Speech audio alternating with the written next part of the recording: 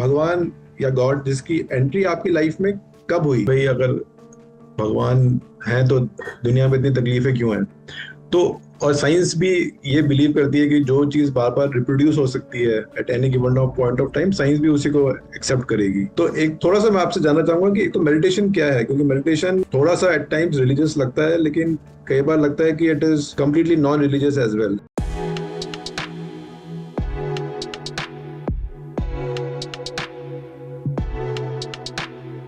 Hi, I am Vishal Johri. I am an IT graduate. मेरे पास तकरीबन 20 प्लस इयर्स का कॉर्पोरेट वर्क एक्सपीरियंस है। मैं एक एंटरप्रेन्योर हूँ, मैं एक राइटर भी हूँ। मेरा ये मानना है कि हम सब लोग किसी न किसी तरीके से लाइफ में, सोसाइटी में कंट्रीब्यूट करते हैं। मैं अपनी लाइफ में बहुत सारे इंटरेस्टिंग लोगों से मिला हूँ, उनके साथ बहुत सारी बातें करी हैं, उनसे बहुत कुछ सीखा है, और शायद थोड़ी बहुत चीज़ें मैंने भी उनको सिखाई हैं। तो मेरे मन में एक ख्याल है कि क्यों नहीं मैं इन इंटरेस्टिंग कन्वर्सेशंस को डॉक्यूमेंट करूं, रिकॉर्ड करूं और आप लोगों के साथ शेयर करूं। हो सकता है कन्वर्सेशन आपको अच्छी लगे, हो सकता है आप इनसे कुछ चीज़ें नई सीख पाएं, आपको कोई इंसाइट्स मिलें, आप इनसे रिलेट कर पाएं, और ये भी हो सकता है कि इसके बहाने हम लोग एक दूसरे से जुड़ पाएं। तो आइए चलते हैं इन इंटरेस्टिंग कन्वर्सेशंस की तरफ मेरे साथ। तो आज के मेरे गेस्ट हैं मिस्टर रामनाथ तकिया। वैसे तो इनका फॉर्मल इंट्रोडक्शन ये है कि ये Indian council of medical research में एक रिसर्च साइंटिस्ट रहे हुए हैं। बहुत सारे नेशनल और इंटरनेशनल साइंटिफिक पब्लिकेशंस में इनके 70 से ज्यादा पब्लिकेशंस हैं, रिसर्च पेपर्स हैं, और 1200 के ऊपर साइटेशंस हैं। Nutrition, occupational health, cancer epidemiology और फर्टिलिटी पे इन्होंने बहुत ही एक्सटेंसिव काम किया है। लेकिन सच्ची बात यह है कि मैं इनको बचपन से जानता हूँ और हम लोगों ने बहुत सारे टॉपिक्स पे बहुत सारी गप्पे मारी हैं, जैसे कि भगवान, स्पिरिचुअलिटी, मेडिटेशन, पोएट्री, मूवीज और ना जाने क्या क्या। All in all he is a person who has really seen life from close quarters. Okay, तो आज मैं चाहूंगा कि हम इस कन्वर्सेशन उनसे करें, and I am very sure कि ये कन्वर्सेशन बहुत ज्यादा इंसाइटफुल होने वाली है। नमस्ते अंकल, कैसे हैं आप? ओके, ठीक हो बेटे, आप कैसे हो? मैं अंकल बढ़िया हूँ। फर्स्ट ऑफ ऑल तो थैंक यू सो मच ये टाइम निकालने के लिए। तो इस बेसिकली एक कन्वर्सेशन है आपके साथ, और ये एक सीरीज ऑफ कन्वर्सेशंस है जो मैंने प्लान करी है। कुछ आइडिया ये था कि कुछ दोस्तों के साथ और कुछ ऐसे लोगों के साथ जिनको मैं थोड़ा रिस्पेक्ट करता हूँ, और फिर उनके साथ थोड़ी बातचीत करी जाए, समझा जाए कि क्या चीज़ें लाइफ में हैं जो उनको मूव करती हैं। और धीमे धीमे जैसे समय बढ़ता जाएगा, आई एम होपिंग कि और लोग जुड़ते जाएंगे और अब मैं ऐसी कुछ और कन्वर्सेशंस लोगों के साथ कर पाऊंगा। तो मेरा ये था कि जो पहली कन्वर्सेशन है वो मैं आपके साथ करूं, क्योंकि I am quite comfortable with you, और हम लोग we go a long way back. तो आपके साथ काफी सारी बातें हमने करी हुई हैं, तो बातें मेरे को तो मालूम है, पर आई एम होपिंग कि जो लोग इसको सुनेंगे उनको थोड़ा और कुछ नई चीजें सीखने को मिलेंगी या समझने को मिलेंगी या कुछ इंटरेस्टिंग बातें हो। तो इफ यू आर ओके, मैं आपसे पहला अपना चीज पूछूं जो मैं आपसे बात करना चाह रहा था। जरूर। तो अंकल, सबसे पहले तो मैं आपसे एक ऐसी एंटिटी के बारे में बात करना चाहूंगा जिसके बारे में हम लोगों ने काफी समय से, सालों से हम डिस्कस करते रहते हैं, और जो हमारे कॉमन एक फेवरेट टॉपिक भी है वो है भगवान, गॉड। हम्म। तो मैं हम्म। आपसे सबसे पहले ये जानना चाहूंगा कि भगवान या गॉड जिसकी एंट्री आपकी लाइफ में कब हुई? ये क्वेश्चन इसलिए मेरे लिए इंपॉर्टेंट है क्योंकि मेरा ये मानना है कि अधिकतर लोग जो होते हैं इस दुनिया में वो भगवान को इसलिए मानते हैं क्योंकि उनके पेरेंट्स पूजा कर रहे होते हैं, तो वो भी उसको पिक कर लेते हैं। तो वो बड़ा ऑर्गेनिक प्रोसेस होता है। जैसे हमारे घर में भी पापा मम्मी पूजा करते थे, तो मैंने भी पिक कर लिया। End of course with time लोगों के मन में क्वेश्चंस आते हैं भगवान को लेके, तो उस पर हम दोबारा थोड़ी देर में आते हैं। लेकिन पहले मैं आपसे ये जानना चाहूंगा, क्योंकि मुझे मालूम है कि आप you are a firm believer. तो आप के लाइफ में भगवान की एंट्री कब हुई, अराउंड किस टाइम हुई और किस फॉर्म में हुई?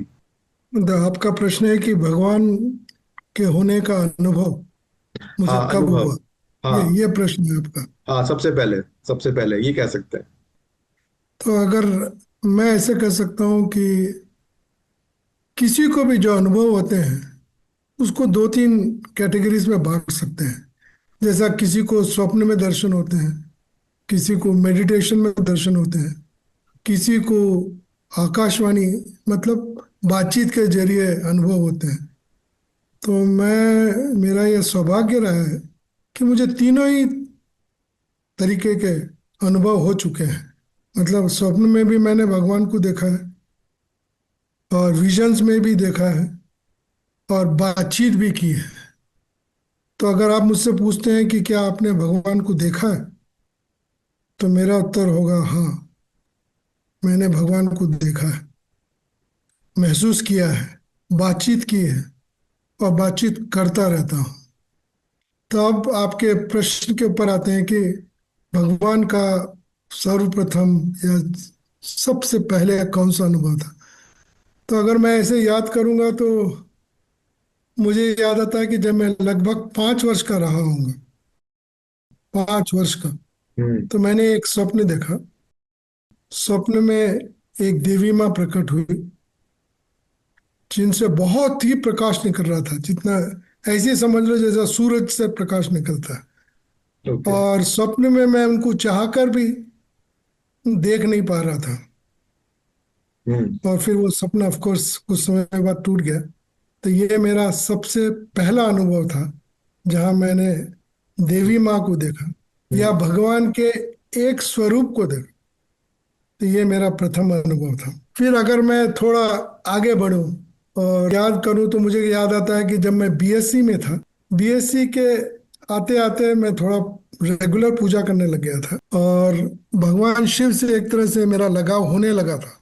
अभी पक्का नहीं हुआ था पर होने लगा था।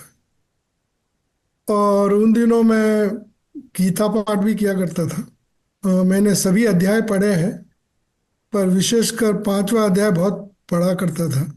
तो उस पुस्तक के आखिर में एक लिखा हुआ था कि महामंत्र राम राम, हरे राम, राम राम हरे हरे, हरे कृष्ण कृष्ण कृष्ण हम्म। हरे हरे।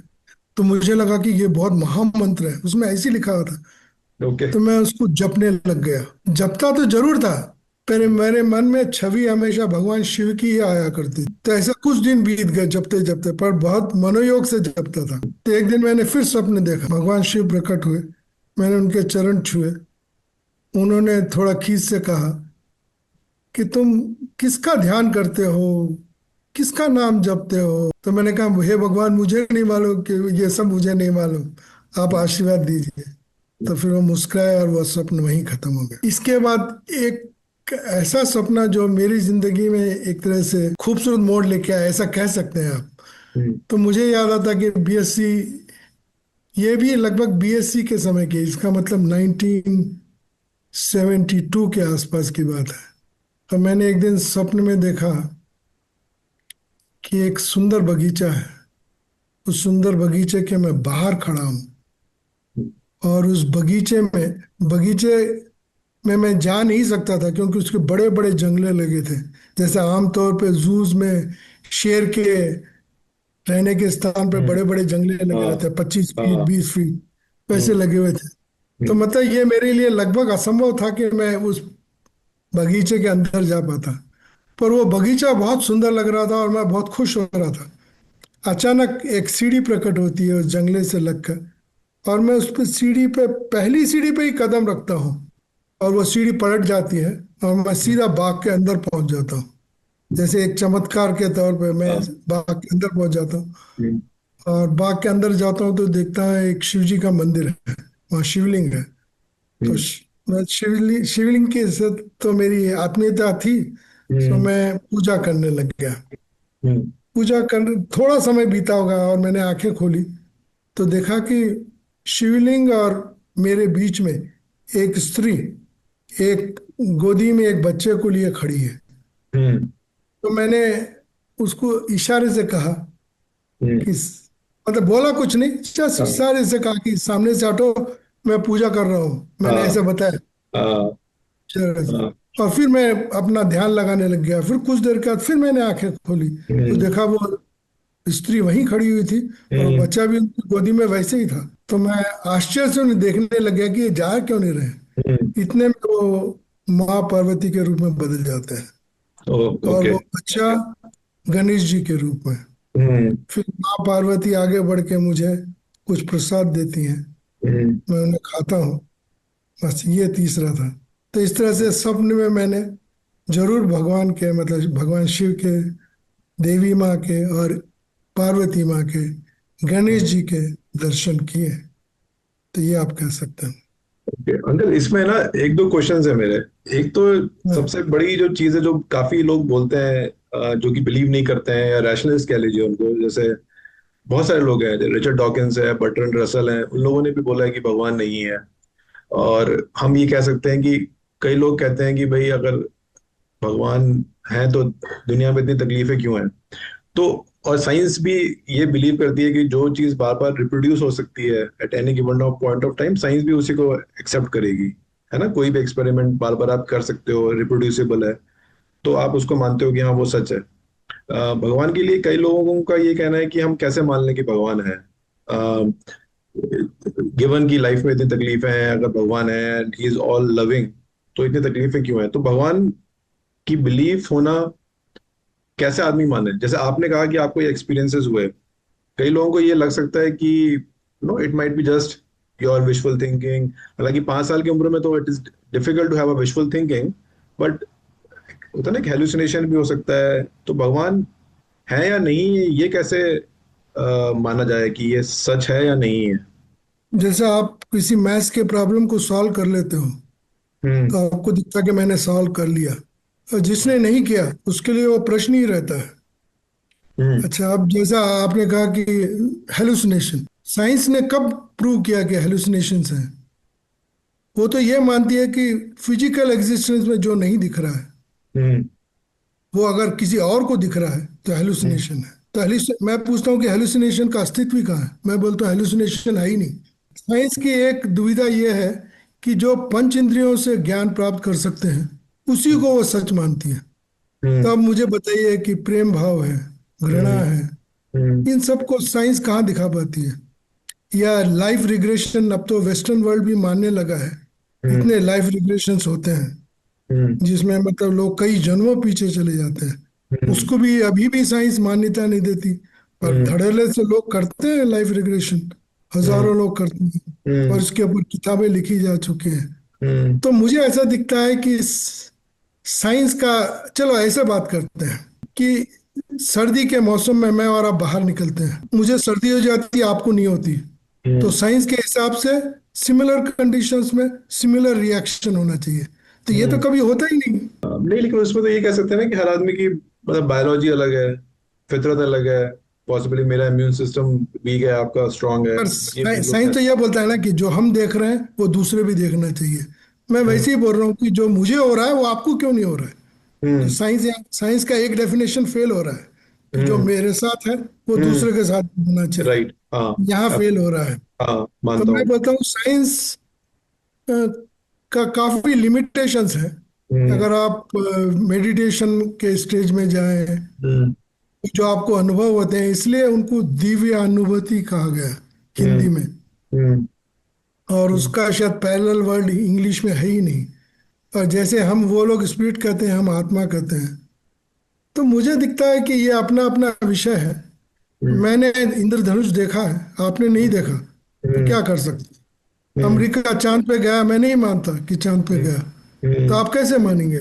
लोग तो इतने हम्म, क्या कहते हैं कि इतने क्वेश्चंस किए गए हैं कि ये हो सकता है कि अमेरिका कभी गया ही नहीं है पहले चांद हम्म। पे 68 में। तो आप उसको कैसे प्रूव करेंगे? वो एक फोटो दिखा देंगे, कैसे मालूम कि वो स्टूडियो में हम्म। नहीं है? हम्म। तो आपको कहीं ना कहीं मानना पड़ेगा कि कुछ चीजें होती हैं। अब हम्म। जब आपके अनुभव में जो आता है, आप उसको हम्म। सच मानते हो या नहीं? हाँ। हाँ। जो आपको दिख रहा है वो आप हम्म। बोलोगे या नहीं कि ये मुझे दिख रहा है? हम्म। वो समझो, मुझे समझ में आ रहा है, आपको नहीं समझ में आ रहा, डज इट मीन कि वो कॉन्सेप्ट नहीं है? है कॉन्सेप्ट। हम्म। आपको समझ में नहीं आ रहा, मुझे समझ में आ रहा हम्म। है। हम्म। एक गीत सुन के मैं झूम रहा हूँ, आप नहीं झूम रहे हो। हम्म। तो साइंस तो ये बोलेगा कि म्यूजिक बजा दिया तो सबको झूमना चाहिए। हम्म। इसका एक ऐसा लिमिटेशन है कि सबको राइट। झूमना चाहिए, हम्म। मगर ऐसा नहीं होता। फिर वो वहां पे बोलेंगे कि इम्यूनिटी। साइंस कहाँ इम्यूनिटी को बता पाई है कि इम्यूनिटी क्या है? Hmm. There is no proof. वो कुछ इंडिकेटर्स देंगे, पर नाम तो इम्यूनिटी है ना। मतलब हम्म। उन्होंने एक नाम दे दिया इम्यूनिटी, हम्म। हेलुसिनेशन। हम्म। एक्सप्लेनेशन का है, प्रूफ का हम्म। है? तो मुझे दिखता है कि साइंस के हिसाब से जाने से थोड़ी मुश्किल हो सकती है। पर हम्म। मुझे दिखता है कि जो आपको अनुभव हो रहे हैं वो हम्म। आपके अनुभव है, उन हम्म। पे आपको ज्यादा विश्वास करना चाहिए। ओके। जैसे इसी दुनिया को आप अच्छी मानते हो, मैं सोचता हूँ कि दुनिया, कोई बोलेगा कि दुनिया धोखे से भरी है, कोई बोलता है प्यार से भरी है। हम्म, तो ऐसा क्यों बोलते हैं लोग? क्योंकि सबके अनुभव अलग अलग हैं। हम्म, किसी के अनुभव संपूर्ण नहीं है।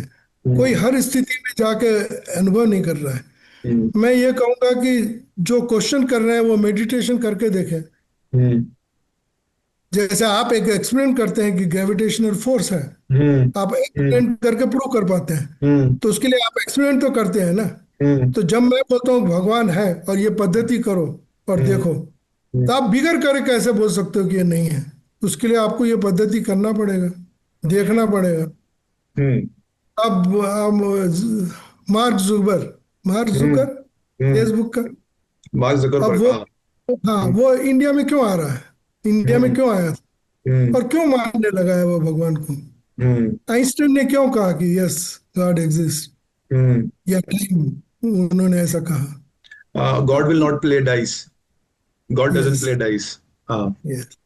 तो मुझे दिखता है कि हर आदमी किसी न किसी एक स्टेज पे आके उसको कुछ विशेष अनुभव होते हैं। हम्म, उस अनुभव पे वो अब मानने लगता है कि ये है। और ये, मुझे ऐसा दिखता है कि ये इट इज इमेटीरियल कि कोई भगवान को मानता है या नहीं मानता है। हम्म, मैं ये कह सकता हूँ कि भगवान और भगत के बीच ये वेरी पर्सनल है। दूसरे हम्म, उसको माने ना माने डजेंट मैटर। आपको अच्छा, चलिए ऐसा बात करते हैं। मैं हम्म, ऐसा मानता हूँ कि God is a concept hmm, जो आपको एक होप देता है।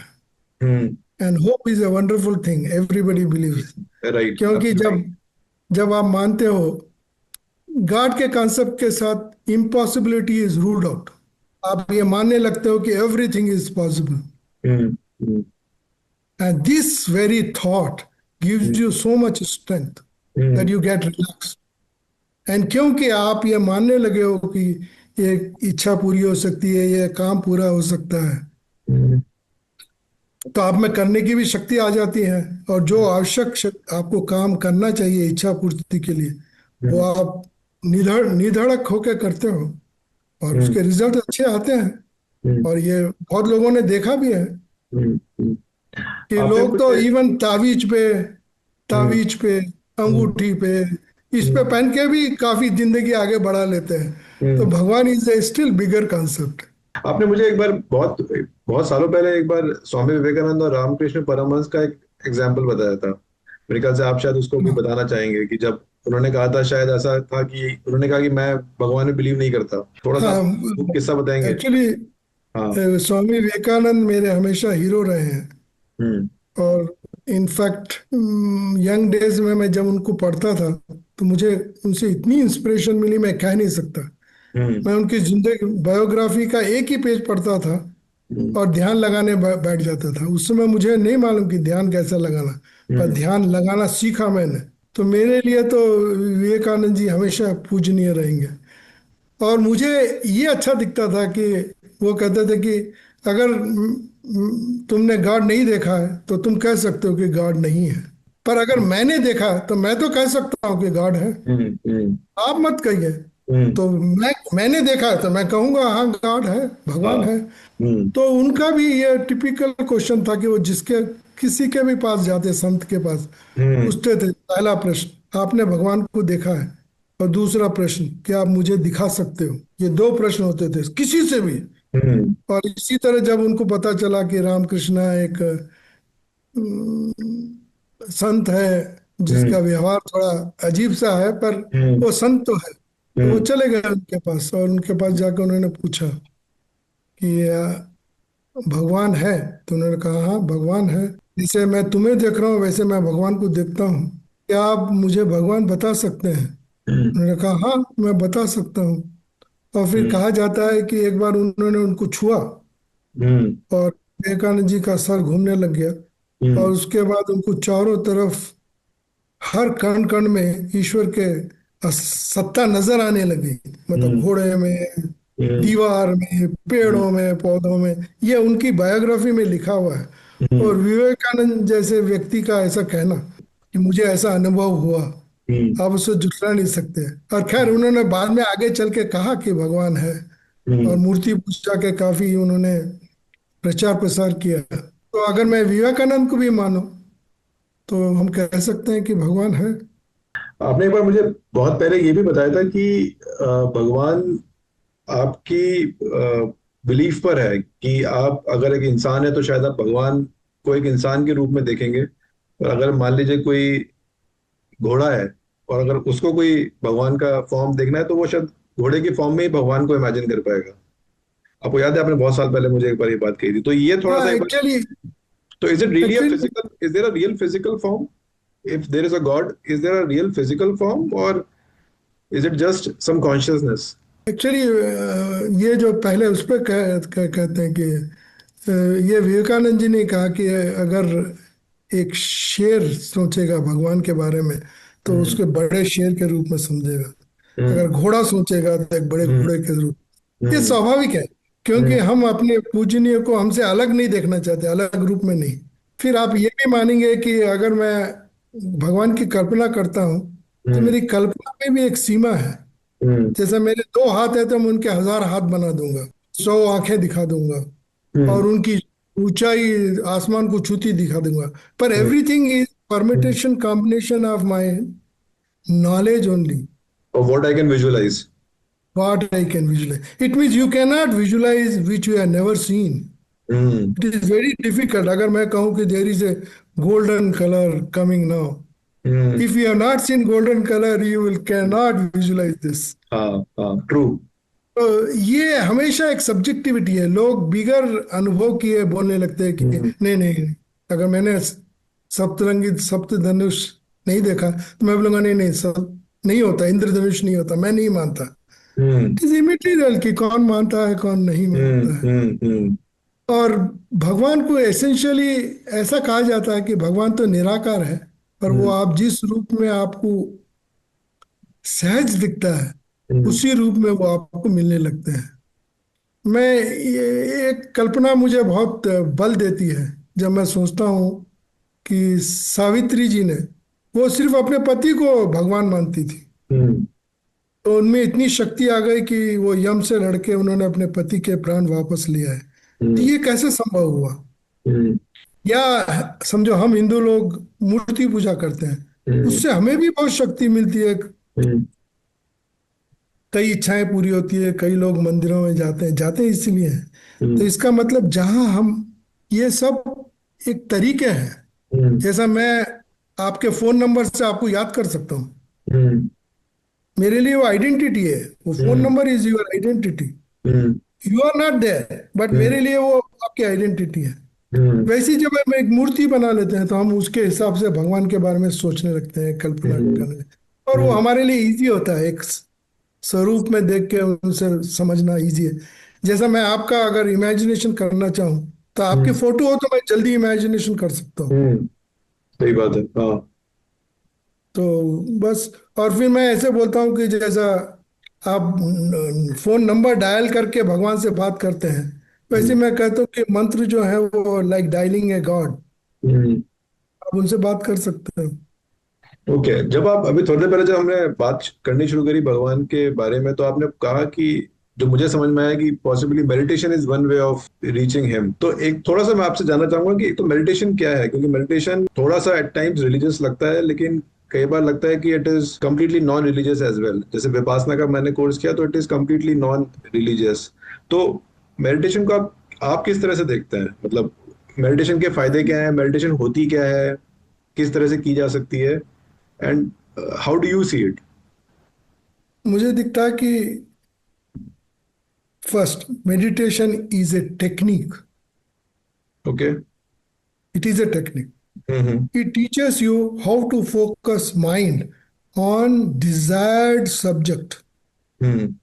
Desired subject. मैं अपनी प्रेमिका का ध्यान कर सकता हूँ, अपने गुरु हम्म। का ध्यान कर सकता हूँ, अपने ईश्वर का ध्यान कर सकता हूँ, अपने पिता का ध्यान, किसी का भी कर सकता हूँ। तो hmm. Basically it is teaching you how to focus. और another way of saying is कि it is like a training. Meditation is sort of a training of your mind to think what you want to think, or you go deeper and can perceive more things about the subject on which you want to concentrate. So basically, it is a technique. And if you ask, there are many ways of meditating, at least which I have done, I will say theoretically, okay, theoretically also I can include. But like we can focus on your Agya Chakra. Okay. You can focus on your breathing. You can focus on your Anhat Shabd, which are always, it is said कि those voices, अनहद शब्द हमेशा ही आपके शरीर में हो रहे हैं, जैसा तबले की आवाज, मुरली की आवाज, मृदंग, झिंगुर की आवाज, जो आमतौर पे हम सुनते हैं, साए साए सुनाई देती है किसी को भी का। तो हम उन शब्दों पे भी ध्यान कर सकते हैं, उन पे भी ध्यान कर सकते हैं। तो अब हमारे पास कौन सी टेक्निक रही? एक सांसों पे ध्यान करना, एक मंत्र जाप करना, एक आज्ञा चक्र पे ध्यान लगाना, एक या तो किसी एक मूर्ति का इमेजिन करना हमेशा भगवान के रूप में, कि मैं हर रोज भाव पूजा करता हूँ। तो भाव पूजा बेसिकली इमेजिन करता हूँ कि मैं भगवान श्री के पास गया हूँ, उनके चरण धो रहा हूँ, उनको छू रहा हूँ, उनको चरण धो के साफ कर रहा हूँ, फिर उस पर पुष्प अर्पित कर रहा हूँ, फिर उन्हें भोग लगा रहा हूँ। तो ये एक अनदर तरीका है। तो ऐसे कितने ही तरीके हैं। तो बेसिकली तो आप मंत्र से शुरू कर सकते हैं, जो भी स्टार्टर्स हैं मंत्र से स्टार्ट कर सकते हैं। कोई भी एक मंत्र लीजिए, राम राम लीजिए, ओम लीजिए। इंसिडेंटली मेरा जो शुरुआत थी वो ओम शब्द से थी, क्योंकि हमारे इंस्टीट्यूट में कोई योगी आए थे, उन्होंने ओमकार का शब्द हमें दिया और मैंने ओमकार का काफी जप किया और मुझे लगा कि कुछ समय बाद जैसे मैं अब हवा में उड़ जाऊंगा, इतनी शक्ति है। मैंने महसूस किया कि ओम में काफी शक्ति है। या आप उसको नाद रूप में करें,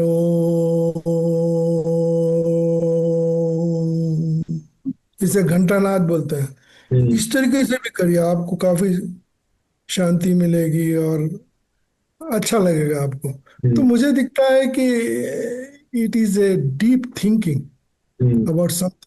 meditation is like a thinking very deeply about something. और ये सब एड है। सांसों पे ध्यान लगाओ, ये लगाओ, एक्चुअली आप अंदर जा रहे हैं, आपके आंतरिक यात्रा करने के लिए तैयार हो रहे हैं। और वहां सब कुछ, हाँ, वहां सब कुछ रहस्य, वहां सब रहस्य वहां उसके अंदर है। अगर मैं कहूं कि अच्छा, अभी आगे मैं कहूंगा पर आप मुझे याद दिलाना, जैसा मैंने मेडिटेशन में होची मिन से बात की। आपको मालूम है होची मिन कौन है? होची मिन एक सिटी है वियतनाम में। हाँ, पर वो होची मिन एक एक्चुअली बहुत बड़े लीडर हुए वियतनाम के, उनके नाम से सिटी रखी गई। ओके। तो ये मैं शायद नहीं कहना चाहता था, पर चलिए ठीक है। हाँ। तो मैंने एक दिन मेडिटेशन में देखा और एक महाशय आ गए। मैं मेडिटेशन में बात कर सकता हूँ आत्माओं से, ये मेरा अनुभव रहा। तो मैंने देखा वो आ गए थे, उन्होंने पूछा आप किसका ध्यान कर रहे हैं, मतलब what are you focusing on? मैं बोला आई एम मेडिटेटिंग। तो मेडिटेटिंग ऑन व्हाट? मैं बोला गॉड। तो how do you define God? He said, I said, how do you say this all activities in the world are going on? Planets, movement, this. वो बोला, this is all nature. So what you call nature? I say God. So let us say like this. So what you say and what I say, there is no difference. If you say nature, I call it God. I have just given a name. You also have no explanation why nature is working on its own. It is difficult to explain. Why 9 planets are moving around and each have their own gravitational force but never colliding? Why? Who's maintaining that distance or so many things? So I said, that is what I feel. God is your nature only. Then I said, you please introduce yourself. He said, I am Ho Chi Minh. मैंने तुरंत Google निकाला और देखा अरे हो ची मिन तो वास्तविक एक नाम है। नहीं तो ये कैसे, मतलब ये पर मीटिंग कैसे हुई, ये किसका क्या मतलब बेस है, मतलब हाउ इट कैन हैपन, या व्हाट इज इट, या it is meditation, just. Meditation में, ये तो मेडिटेशन में होगा। नहीं राइट, बट एक ऐसा हिस्टोरिकल फिगर का आने का क्या मतलब कोइंसिडेंस है या संयोग है क्या, हाउ डू डिफाइन इट, क्योंकि आप उनको जानते नहीं थे, तो ऐसा तो नहीं है कि आपने अज्यूम कर लिया, आपकी इच्छा थी इसलिए वो आ गए, ऐसा तो नहीं है, तो नहीं हाउ नहीं, डज इट बिल्कुल नहीं। हैपन, तो ये क्या है। मुझे दिखता है कि आप जब ध्यान लगा रहे हो तो हो सकता है कि आप आउटसाइड बॉडी घूमते होंगे, किसी लोक में जाते होंगे, किसी दूसरे प्लेन पे जाते होंगे, वहां हम्म लोगों से आपका एनकाउंटर होता होगा, फिर वो आपसे पूछते होंगे।